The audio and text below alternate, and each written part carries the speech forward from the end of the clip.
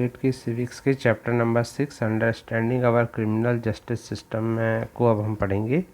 जब हम देखते हैं when we see someone violating the law, जब हम किसी को देखते हैं कि कोई कानून का उल्लंघन कर रहा है, वायोलेट कर रहा है, we immediately think of informing the police. तो हम तुरंत क्या सोचते हैं कि हम पुलिस को इन्फॉर्म करेंगे। आपने भी देखा होगा या तो रियल लाइफ में या मूवी में कि पुलिस ऑफिसर जो होते हैं फिर वो फाइल करते हैं रिपोर्ट को और अरेस्ट करते हैं किसी पर्सन को। तो after a person is arrested, जब एक पर्सन अरेस्ट होता है तो ये कोर्ट ऑफ लॉ होता है जो डिसाइड करता है कि वो एक्यूज्ड पर्सन, जिस पर आरोप लगा है, वो एक्यूज्ड पर्सन गिल्टी है या नहीं है।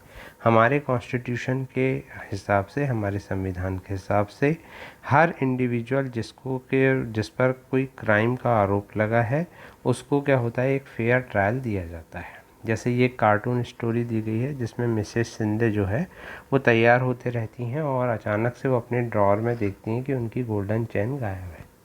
तो उन्हें बहुत शक होता है अपनी नौकरानी पर। तो वो क्या करती हैं, उसकी नौकरानी के घर जाती हैं और घर जाने के बाद क्या होता है, उसके संदूक से उनको एक 10,000 रुपये एक पैकेट में रखे मिलते हैं, जिससे वो ये अनुमान लगाती हैं कि इसने ज़रूर मेरी सोने की चेन बेची होगी और ये 10,000 रुपये उससे कमाए हुए। तो वो खूब रिक्वेस्ट करती है लेकिन उसकी बात नहीं मानते। पुलिस में उसके जो है केस दायर होता है और उसको फिर जेल हो जाती है। फिर क्या होता है कि उसके ऊपर केस चलता है और केस में फिर उसको कौन मदद करता है आप देखिए, और किस तरह से फिर क्या होता है, उसको जो है पता चलता है कि जो मिसेस शिंदे का बेटा है और उसके जो दोस्त हैं वही जो है आजकल घर से ज्वेलरी चुरा रहे हैं। तो एक इंस्पेक्टर आकर के फिर ऐसा बयान देता है और इस तरह से क्या होता है, उसकी हेल्प होती है। तो इस स्टोरी में हमको 4 की पर्सन मिले क्रिमिनल जस्टिस सिस्टम में, और वो क्रिमिनल जस्टिस सिस्टम के जो 4 प्रमुख की पर्सन हैं वो हैं police, public prosecutor, defence lawyer और जज। तो सबसे पहले हम रोल ऑफ पुलिस के बारे में पढ़ेंगे कि जो फंक्शन है पुलिस का वो है कि भाई वो इन्वेस्टिगेट करती है, to investigate any complain about the commission of a crime and to record statement of witness. वो विटनेस का जो है स्टेटमेंट है उसको रिकॉर्ड करती है। To collect different kind of evidence, और कई तरह के सबूत इकट्ठे करती है। On the basis of investigation police को एक ओपिनियन बनाना पड़ता है। यदि पुलिस देखती है कि जो एविडेंस पॉइंट हैं गिल्ट और एक्यूज पर्सन के, तो फिर वो एक चार्जशीट जो है फाइल करती है कोर्ट में। तो ये क्वेश्चन पूछा जाता है कि पुलिस के क्या फंक्शन है, तो आप ये 4 पॉइंट लिख सकते हैं। परंतु पुलिस का ये जॉब नहीं होता, वो ये नहीं डिसाइड कर सकती कि सामने वाला गिल्टी है या इनोसेंट। ये काम जज का होता है। तो ऐसे जैसे आप जानते हैं कि रूल ऑफ लॉ चलता है, जिसका मतलब है कि हर आदमी जो होता है वो लॉ ऑफ लैंड से भरा हुआ है, बंधा हुआ है। लॉ ऑफ लैंड से बंधा हुआ का मतलब है कि पुलिस जो है वो इन्वेस्टिगेट करती है लॉ के हिसाब से, और उसमें ह्यूमन राइट का जो है पूरा ध्यान रखती है। सुप्रीम कोर्ट ने जो है कुछ गाइडेंस दिए हैं कि भाई पुलिस किसी व्यक्ति को अरेस्ट करती है या डिटेंशन करती है या इंट्रोगेशन करती है, तो पुलिस को अलाउ नहीं है कि वो किसी को बीट करे या शूट करे, ठीक है। और वो किसी भी प्रकार का पनिशमेंट छोटे मोटे ऑफेंस के लिए नहीं दे सकती।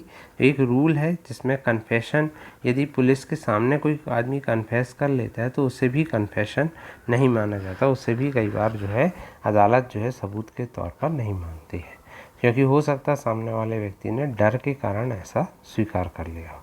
तो इस प्रकार से संविधान ने क्या किया है कि जो निर्दोष व्यक्ति है उसको जो है कई तरह की सुविधाएं दी हैं ताकि उसके फंडामेंटल राइट का किसी भी प्रकार से वायलेशन ना हो। अब आर्टिकल 22 हमारा कॉन्स्टिट्यूशन है वो ये कहता है कि जो व्यक्ति अरेस्ट हुआ है उसके कुछ फंडामेंटल राइट हैं, जैसे right to be inform at the time of arrest. उसको ये बताना पड़ता है जिस व्यक्ति को अरेस्ट किया है कि उसको किस कारण अरेस्ट किया जा रहा है, और उसको जो है कोर्ट के सामने लाना पड़ता है 24 आवर्स के अंदर, और जो है उसको इल ट्रीटेड करने का कोई अधिकार नहीं होता पुलिस को, और कन्फेशन जो होता है वो भी एविडेंस के रूप में यूज़ नहीं किया जा सकता। और जो बॉय 15 ईयर ऑफ एज के अंडर होते हैं और या जो वुमेन होती हैं उनको बेवजह जो है पुलिस स्टेशन नहीं बुलाया जा सकता क्वेश्चन करने के लिए सिर्फ। तो ये सुप्रीम कोर्ट की गाइडलाइन है और स्पेसिफिक रिक्वायरमेंट और प्रोसीजर जो पुलिस और दूसरी एजेंसी को फॉलो करना होता है फॉर द अरेस्ट के लिए, डिटेंशन के लिए। पुलिस ऑफिसर जो कैरी आउट करते हैं अरेस्ट और इंट्रोगेशन को, उनको क्लियर एक्यूरेट विजुअल आइडेंटिफिकेशन और नेम टैग पहनना चाहिए। ऑफिशियल जो होते हैं उनको जो है मेमो, जो अरेस्ट का मेमो वारंट है वो उससे देना चाहिए जिस व्यक्ति को अरेस्ट किया जाता है, और उस पर एक विटनेस के साइन होना चाहिए जिसमें एक फैमिली मेम्बर का भी साइन होना चाहिए जिसके सामने उसको अरेस्ट किया गया है। जो व्यक्ति अरेस्ट है, डिटेंड है और जिसको पूछताछ की जा रही है उसको राइट है कि वो इन्फॉर्म करेगा रिलेटिव, फ्रेंड और वेल विशर को। जब कोई फ्रेंड और रिलेटिव आउटसाइड डिस्ट्रिक्ट में रहता है जो प्लेस ऑफ अरेस्ट की जगह से, वेन्यू से, तो उसको पुलिस जो है 8 से 12 घंटे में उसको इन्फॉर्म करती है। तो ये पुलिस के लिए कुछ गाइडलाइंस हैं जिससे क्या है किसी व्यक्ति के फंडामेंटल राइट्स का वायलेशन ना हो। फिर है पब्लिक प्रोसिक्यूटर कौन होता है और उसका क्या रोल होता है। तो in court it is public prosecutor जो कि इंटरेस्ट ऑफ स्टेट, जो स्टेट का इंटरेस्ट जो है, गवर्नमेंट का इंटरेस्ट जो है वो रिप्रेजेंट करता है। Role of prosecutor is begin once the police has conducted an investigation and filed charge sheet, and he and she has no role to play in the investigation, the prosecutor must conduct the prosecution on behalf of state.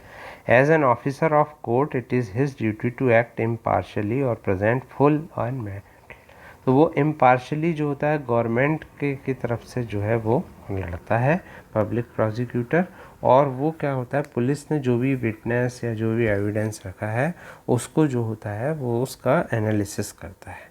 अब इसी तरह से जो जज का role होता है, जज जो होता है वो एक एम्पायर की तरह होता है और वो क्या करता है, जो मुकदमा होता है, ट्रायल होता है, उसको इम्पार्शली करता है, ओपन कोर्ट में करता है, मतलब सबके सामने करता है और सुनता है। और जज जो होता है वो हियर करता है सारे विटनेस को, सारे एविडेंस को देखता है और प्रोसिक्यूशन की कार्यवाही करता है, डिफेंस की कार्यवाही सुनता है, और जज फिर डिसाइड करता है कि जो व्यक्ति जिसके ऊपर आरोप लगा है वो गिल्टी है या इनोसेंट।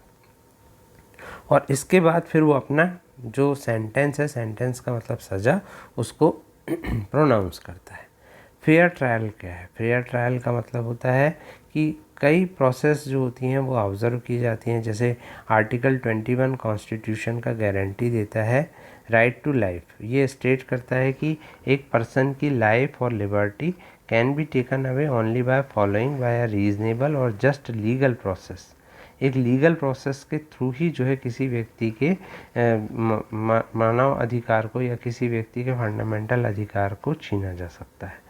तो शांति के केस में जो नौकरानी थी शिंदे की, जस्टिस को जो है फाइनली उसको दिया गया, जैसे आप उस कार्टून स्टोरी में देख सकते हैं, और पब्लिक प्रोसिक्यूटर उसकी हेल्प करती है और justice was finally done to her because she was given a fair trial, क्योंकि उसे फेयर ट्रायल मिलता है, इंस्पेक्टर उसकी मदद करता है, ठीक है ना।